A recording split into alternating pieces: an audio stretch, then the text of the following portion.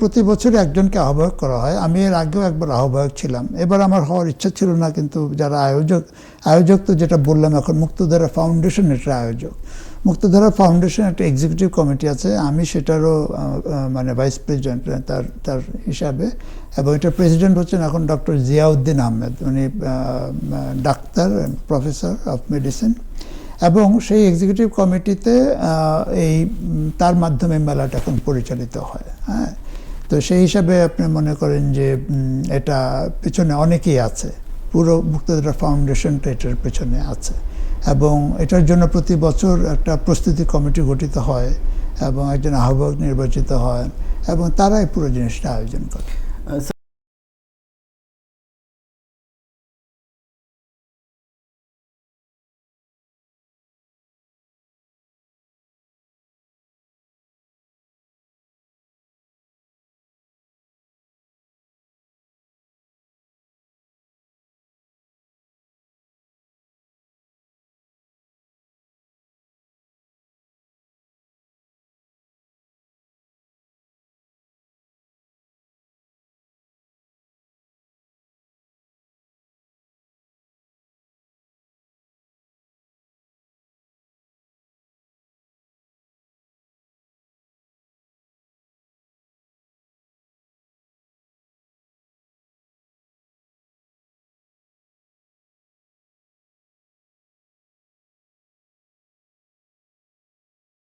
প্রবাসী এই ধরনের আয়োজন কতটা ডিফিকাল্ট হয়, এরকম একটা করা, বাংলাদেশ থেকে বই নিয়ে আসা এবং লেখক প্রকাশক যারা আসবেন তাদের একটা ব্যবস্থাপনা, কতটা চ্যালেঞ্জিং এই আয়োজন? বেশ চ্যালেঞ্জিং কাজ, কারণ এখানে আপনি এত দূরে বসে বাংলাদেশ থেকে প্রকাশকদের আনানো, তাদের সাথে বই আনানো, সেটাই করা, এটা একটা বিরাট ঝক্কির কাজ।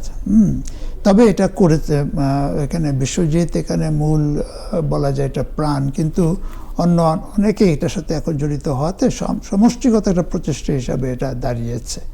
এবং সেটা প্রথম দিকে জানেন এখানে প্রকাশক আনাই খুব কঠিন ছিল, কাজেই তখন প্রকাশকের সংখ্যা খুব কম ছিল। এখন মুক্তধারা নিউ ইয়র্ক সেটা তো আছে এখানে, এছাড়া একটা দুটো, কিন্তু ক্রমে আস্তে আস্তে এটা যথার্থ অর্থেই বইমেলা হচ্ছে। কারণ এখন এইবার যেমন প্রায় 30টি প্রকাশক সংস্থা আসছে। 30টি প্রকাশক সংস্থা তো কম কথা নয়, হ্যাঁ নিঃসন্দেহে বড়, এবং তারা আসছেন, তারা এখানে স্টলে বই প্রদর্শন করবেন।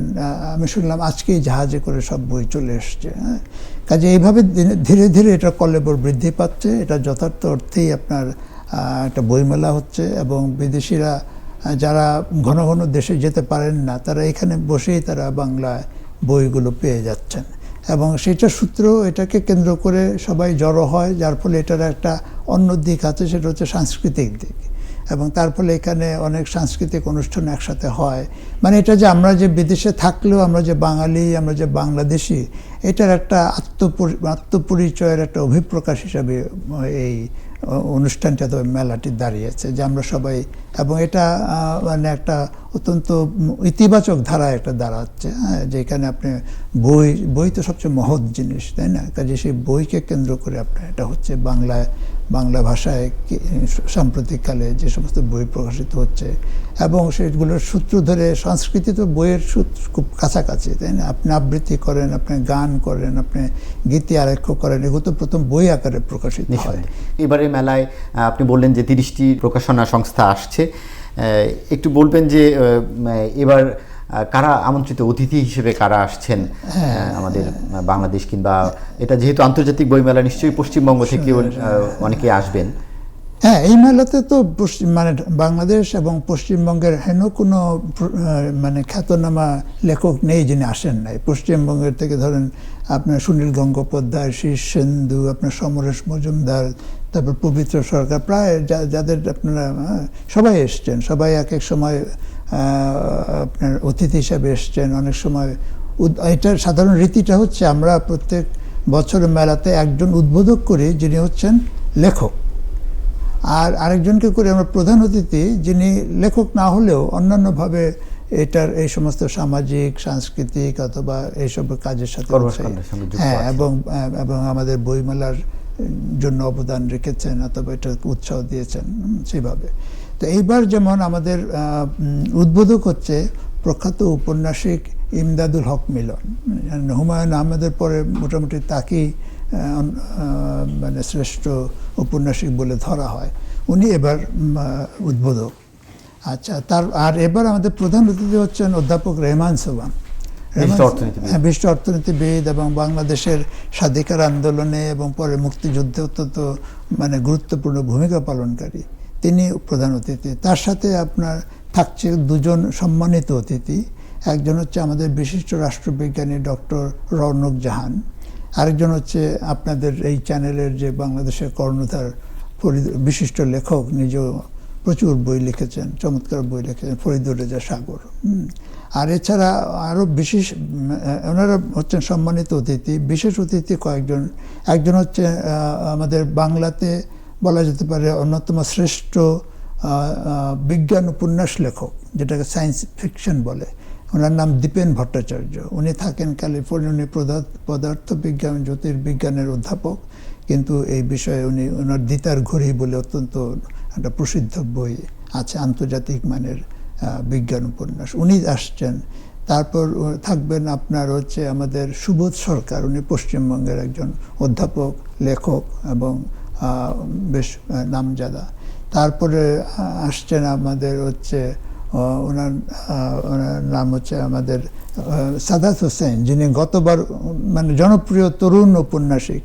তিনি গতবার বইমেলার উদ্বোধক ছিলেন, এবার উনি বিশেষ অতিথি হয়ে আসছেন। হ্যাঁ, কাজে এইভাবে আমাদের মানে বেশ একটা সুন্দর লাইন আপ, হ্যাঁ, যেটাকে অতিথির দৃষ্টিকোণ থেকে, যেটা লেখকদের দৃষ্টিকোণ থেকে, যেটা বিভিন্ন মহলের সাহিত্য সংস্কৃতির বিভিন্ন মহলের যারা উজ্জ্বল প্রতিনিধি তারা এখানে যোগ দিচ্ছেন।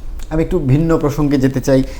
সাম্প্রতিক সময়ে ভারতের সঙ্গে আমাদের রাষ্ট্রীয় সম্পর্ক খুব বেশি ভালো যায়নি। সেটা নির্বাচিত সরকার আসার পর উন্নয়নের চেষ্টা হচ্ছে। তো এই মুহূর্তে আপনাদের এই যে পশ্চিমবঙ্গের লেখকদের নিয়ে যে উদ্যোগ, সেটা আবার এই সুসম্পর্কে কতটা ভূমিকা রাখবে? আশা তো করি ভালো ভূমিকা রাখবে। এখন জানেন তো সম্প্রতি মানে পশ্চিমবঙ্গের রাজনৈতিক পরিস্থিতি বেশ নাটকীয়ভাবে বদলে যাচ্ছে, তো গিয়েছে কাজেই। কিন্তু তার মধ্যেও আমরা আশা করি যে সংস্কৃতির যে বন্ধন, বাংলা ভাষায় সাহিত্যের মাধ্যমে যে বন্ধন, এটা অটুট থাকবে এবং সেই ধারায় আমাদের এই বইমেলাতে পশ্চিমবঙ্গ থেকে যে প্রতিনিধিত্ব সেটা অব্যাহত থাকবে। জনাব নজরুল ইসলাম, আপনি তো এশিয়ান গ্রোথ রিসার্চ ইনস্টিটিউটের ভিজিটিং প্রফেসর, একই সঙ্গে জাতিসংঘ উন্নয়ন গবেষণার সাবেক প্রধান ছিলেন। আপনি লেখালেখিও করছেন অর্থনীতি নিয়ে, পরিবেশ নিয়ে। একটু বলবেন যে আপনার এবছর কোনো নির্দিষ্ট বই আছে কি না? প্রকাশনাটা তালিকা দিন। তার প্রকাশনা বইগুলোর তালিকা করতে যে আমি দেখলাম যে ওটা 35 হয়ে গেছে। কাজে সেই জন্য তার একটা ফ্লায়ার করেছে যে আহ্বায়ক 35তম বইমেলার আহ্বায়কের 35টি বই। তো হ্যাঁ, সেটা তো আমার বই মূলত, আমি তো অর্থনীতিবিদ, কাজে আমার অর্থনীতি, প্রবৃদ্ধি, উন্নয়ন, তারপরে আপনার এই সমস্ত, এবং আমার ইতিহাস বিষয়ে বিশেষ আগ্রহ আছে, কাজে ইতিহাস বিষয়ক বই। তারপরে আপনার রাজনীতি বিষয়ক, আমি রাজনীতির বিষয়ক, কারণ আমার ধারণা অর্থনীতি আসলে অর্থনৈতিক আলোচনা সঠিক হয় না যদি পিছনে রাজনীতি ঠিকভাবে বলা যায়। কাজে রাজনীতির বিষয়ে, কাজে এই আরেকটি বিষয়ে আমার বিশেষ আগ্রহ, সেটা হচ্ছে পরিবেশ। আমি পরিবেশ আন্দোলন বলা যেতে পারে প্রতিষ্ঠাতা। তো সেটার সেই সূত্রে বেশ কিছু আমার, এবং কিছু মানে নদ নদীর বিষয়, তো নদ নদীর বিষয়ে আমার বিশেষ আগ্রহ, প্রচুর গবেষণা করেছি এবং সেই নিয়ে বহু বই বেরিয়েছে। অক্সফোর্ড ইউনিভার্সিটি প্রেস থেকে আমার বিরাট বই বেরিয়েছে। কাজেই বিভিন্ন বিভিন্ন অঙ্গনে আমার বইপত্র, লেখালেখি এগুলি চলছে আর কি। স্যার, একটু মানে ভিন্ন প্রসঙ্গে যেতে চাই। আমাদের মতো উন্নয়নশীল দেশের জন্য, অর্থনীতি এগিয়ে নেওয়ার জন্য পরিবেশ রক্ষা কতটা গুরুত্বপূর্ণ, এবং এই নিয়ে লেখালেখি কিংবা গবেষণা সেটা কতটা গুরুত্বপূর্ণ? খুবই গুরুত্বপূর্ণ, খুবই গুরুত্বপূর্ণ। বাংলাদেশের জন্য আরও গুরুত্বপূর্ণ এই কারণে যে আপনি জানেন তো বাংলাদেশের আয়তন হচ্ছে এখানকার উইসকনসিন স্টেটের মতো সমান, হ্যাঁ, অথচ আমাদের ওখানে প্রায় 18 কোটি মানুষ, হ্যাঁ। কাজেই এত ছোট এলাকায় এত বেশি মানুষ পৃথিবীর আর কোনো দেশে নেই। কাজেই এই ছোট দেশে যেহেতু এত কোটি মানুষকে থাকতে হবে, সেহেতু পরিবেশের দিকে নজর না দিলে এটা একটা ভয়ঙ্কর ব্যাপার হয়ে যাবে। হ্যাঁ, তো সেই জন্য আমরা প্রথম থেকে বলে আসছি, আমি তো পরিবেশ আন্দোলনের সূচনা করেছি বলতে পারি 1995 সাল থেকে। তারপর 1998 সালে আমি বাংলাদেশ এনভায়রনমেন্ট নেটওয়ার্ক, বেন বলে আমি প্রবাসীদের একটা সংগঠন প্রতিষ্ঠাতা আমি দাঁড় করিয়েছি, এবং সেটা আমার দেশে যাওয়ার পরে পরিবেশের দুর্দশা দেখে মনে হলো যে দেশে যারা পরিবেশের জন্য দরদ আছে তাদেরকে একত্র করে একটা সংগঠন দাঁড় করানো দরকার, এবং সেই হিসাবে প্রথম আমি বেন প্রতিষ্ঠিত করি। তারপর বেন থেকে আমি দেশে উদ্যোগ নেই, যেটা পরে বাপা দাঁড়ায়, বাংলাদেশ পরিবেশ আন্দোলন।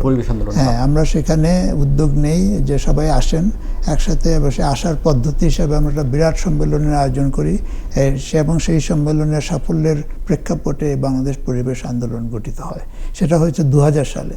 2000 সাল থেকে আজকে মনে করেন এখন 2026, 26 বছর ধরে ওই সংগঠনের সাথে বাপার সাথে বেন মিলে আমরা পরিবেশ রক্ষার জন্য নিরলস প্রচেষ্টা করে যাচ্ছেন। ধন্যবাদ। আমি আবার বইমেলায় ফিরে আসতে চাই। একটু বলবেন যে বইমেলা তো শুধু আসলে মেলা না, পাঠক প্রকাশকের একটা মিলন মেলা। শুধু তাই নয়, এখানে আরো অনেক বিষয় থাকে, অনেক আলোচনা থাকে। তো এবার আর কি কি আয়োজন থাকছে বইমেলার সময়? এবার বইমেলার অত্যন্ত সমৃদ্ধ প্রোগ্রাম, সমৃদ্ধ কর্মসূচি। যেমন প্রথম দিনে থাকছে আপনার উদ্বোধনের পরে অধ্যাপক রেহমান সোবহান এবং অধ্যাপিকা রওনক জাহানের সাথে একটা আলাপচারিতা, যেটা হবে যে মুক্তিযুদ্ধের প্রেক্ষাপটে বর্তমান বাংলাদেশ এবং ভবিষ্যতের করণীয়, এই শিরোনামে। সেটা আমিই সঞ্চালনা করব। কাজে সেখানে আমি মূলত অধ্যাপক রেহমান সোবহান এবং রওনক জাহান দুজনকে বলবো যে, বিশেষত অধ্যাপক রেহমান সোবহান যিনি মুক্তিযুদ্ধের সময় অত্যন্ত সক্রিয় ভূমিকা পালন করেছেন, এবং তার আগে 60-এর দশক থেকে উনি বাংলাদেশের স্বাধিকার আন্দোলনে বঙ্গবন্ধুর সাথে মিলে 6 দফার ব্যাখ্যা, 6 দফার ভিত্তিতে আওয়ামী লীগের 70 সালের নির্বাচন ইশতেহার প্রণয়ন ইত্যাদি। কাজেই ওনারকে আমি জিজ্ঞেস করবো যে আপনার এই যে মানে আপনার যে পটভূমি এবং এই যে অভিজ্ঞতা এবং এই যে আপনার অবদান রেখেছেন, তার প্রেক্ষিতে বর্তমান বাংলাদেশকে আপনি কিভাবে দেখছেন। একইভাবে রওনক জাহান, ডক্টর রওনক জাহান, ওনারও অবদান আছে। উনি সেই সময় পাকিস্তানে ফেইলিয়ার ইন ন্যাশনাল ইন্টিগ্রেশন নামে বই লিখেছিলেন, যেটা এই বাংলাদেশ ভবিষ্যতে যে বাংলাদেশ হবে সেটার বলা যেতে পারে ভবিষ্যৎবাণী পাওয়া যায়, অথবা পরে তিনি ওটার বিশ্লেষণ করে দেখিয়েছেন কেন সেটা হলো। কাজেই ওনাকে এই প্রশ্ন করবো, এবং সেই প্রশ্ন ধরে আরও একটু আলোচনা হবে। তো আশা করি যে সেটা একটা মূল্যবান আলোচনা হবে, যাতে মানে মানুষ জানতে পারে, কারণ তাদেরকে তো এরকমভাবে সহজে বিদেশে পাওয়া যাবে না, তাই না? তারপর ধরেন এখানে আলোচনার মধ্যে এক ধরনের কতগুলো অধিবেশন আছে যেগুলো বই কেন্দ্রিক। হ্যাঁ, বই কেন্দ্রিক, যে সেখানে যে সমস্ত লেখকরা আসবেন তাদেরকে নিজ নিজ ক্ষেত্রে তারা কি রচনা করেছেন অন্যদের সাথে, সেইগুলোর ব্যাপারে আলোচনা হবে, যেটা অনেকটা বলা হয় যে লেখক, পাঠক, প্রকাশক মুখোমুখি। হ্যাঁ, তো সেখানে লেখক এবং পাঠকের মুখোমুখি আলোচনা হবে, এবং সেখানে দর্শকদের থেকেও প্রশ্ন থাকবে। হ্যাঁ, এবং সেইভাবে একটা প্রাণবন্ত যাতে পরিস্থিতি সৃষ্টি এবং মানে গঠনমূলক আলোচনা হয়, সেটা এখানে হবে। এটা কি দ্বিতীয় দিন? এটা হ্যাঁ, প্রোগ্রামটা মানে প্রথম দিন যে আলাপচারিতা হবে, তারপর প্রথম দিন কিছু সাংস্কৃতিক প্রোগ্রাম থাকবে, দ্বিতীয় দিনে আপনার পুনরায় আপনার বিভিন্ন এখানে আরো থাকবে আবৃত্তি, কারণ অনেকে যারা কবিতা লেখেন, হ্যাঁ, কবিরা যারা আসবেন তারা তো কবিতা শোনাতে চান, তারা নিজেদের কবিতা শোনাবেন, তারা অন্যদের কবিতা আবৃত্তি করবেন। কাজে স্বরচিত এবং অন্যদের কবিতা আবৃত্তি একটা বড় অংশ থাকবে আর কি। হ্যাঁ, তারপর থাকবে সাহিত্য বিষয়ক এই সমস্ত আলোচনা। তারপর থাকবে আপনার এখানে একটা বিতর্কও থাকবে। হ্যাঁ, একটা বিতর্কের শিরোনাম হচ্ছে যে যান্ত্রিকতা কেড়ে নিয়েছে আন্তরিকতা, এই বিষয়ে একটা মানে মুখোমুখি একটা বিতর্ক হবে। এটা একদিকে নেতৃত্ব দিবে এখানে নিউ ইয়র্ক স্টেট ইউনিভার্সিটি কোর্টল্যান্ড ক্যাম্পাসের অধ্যাপক বিরূপাক্ষ পাল, আমার পুরনো ছাত্র। সে অত্যন্ত তুখুর বিতার্কিক, সে ঢাকা বিশ্ববিদ্যালয়ে থাকাকালীন অনেক পুরস্কারও পেয়েছে। কাজে সে একটা দলের নেতৃত্ব দেবে। এটা খুব মানে আশা করা যে আকর্ষণীয় একটা অংশ হবে। এবং ওই দ্বিতীয় দিনে অত্যন্ত আকর্ষণীয় সাংস্কৃতিক অনুষ্ঠান আছে, যেমন রবীন্দ্রনাথের বিখ্যাত নাটক রক্তকরবী, যেটার এবার শতবার্ষিকী পূরিত হলো, ওটা এখানে মঞ্চস্থ হবে এখানে। তারপর আমাদের বিশিষ্ট রবীন্দ্রসঙ্গীত শিল্পী অদিতি মহসিন, উনি তার একক সঙ্গীতানুষ্ঠান হবে অন্তত পক্ষে ঘণ্টাখানেক জুড়ে, কাজে সেখানে সবাই তার কাছ থেকে সরাসরি সামনাসামনি গান শুনতে পারবে। এই ধরনের খুব আকর্ষণীয় একটা কর্মসূচি দাঁড় করানো হয়েছে। জনাব নজরুল ইসলাম, আপনি বলছিলেন যে নিউ ইয়র্কের আমাদের যারা পরবর্তী প্রজন্ম শিশু কিশোরদের জন্য আপনাদের কিছু উদ্যোগ আছে, সে বিষয়ে একটু যদি জানতে। আমরা তো চাই, কারণ পরবর্তী প্রজন্ম যাতে এই প্রক্রিয়াটার মধ্যে অন্তর্ভুক্ত হয়, কাজে ছোটবেলা থেকেই তারা যাতে বইমেলার সাথে অভ্যস্ত হয়, বই দেখে, এখানে কি ধরনের জমায়েত হয় তার সাথে পরিচিত হয়। সেই জন্য শিশু কিশোরদের নিয়ে আমাদের কর্মসূচি থাকে। খুব ছোটদের জন্য এটা চিত্রাঙ্কন, অন্যান্য এই ধরনের কাজ, আর যারা একটু বড় তাদেরকে বিভিন্ন সাংস্কৃতিক অনুষ্ঠান তারা নিজেরাই পরিবেশন করে। এটা হচ্ছে তরুণ প্রজন্ম, অর্থাৎ আমাদের যারা এখন দ্বিতীয় প্রজন্মের অনেকে নিজেরাই বই লিখছেন, তারা নিজেরাই গবেষণা করছেন, তারা নিজেরাই বিভিন্ন ক্ষেত্রে অত্যন্ত কৃতিত্ব প্রদর্শন করছেন। তাদেরকে আমরা এখানে নিয়ে আসি, তাদের নিজ নিজ ক্ষেত্রে তারা কি করছেন, কি অবদান রেখেছেন সেই সম্পর্কে বলতে, এবং তার সাথে আমাদের সাথে পরিচিত হতে, যাতে ভবিষ্যতে এই সংযোগটা থাকে, সেটা আমাদের একটা বড় অংশ। তরুণদের সাথে এই কানেক্টিভিটি নিঃসন্দেহে আমাদের প্রজন্মকে আমাদের সঙ্গে রাখতে সহায়তা করবে। শিশুতোষ বই এবার কেমন থাকবে? শিশুতোষ বই এখন এটা পূর্ণাঙ্গ তালিকাটা আমার হাতে নাই, কিন্তু বেশ থাকবে বলে আমি আশা করি। কারণ হচ্ছে যে তারপর আমাদের এবার আসার কথা ছিল প্রসিদ্ধ ছড়াকার লুৎফুর রহমান রিটন, যে মানে ছড়া, যার ছড়া, হ্যাঁ, তো এবার তার সাথে একটা স্কেজুলিংয়ের কনফ্লিক্টের কারণে তার অন্য জায়গায় একটা যাওয়ার কর্মসূচি আগে থেকে নির্ধারিত হয়েছিল। তা নাহলে উনি আসতেন, কাজে উনি আসলে তো এই জিনিসটা আরও জমে ওঠে ওনার ছড়ার। কাজে এবার শিশুতোষ বই প্রচুর আসবে বলে আমার ধারণা। 4 দিনের মেলা।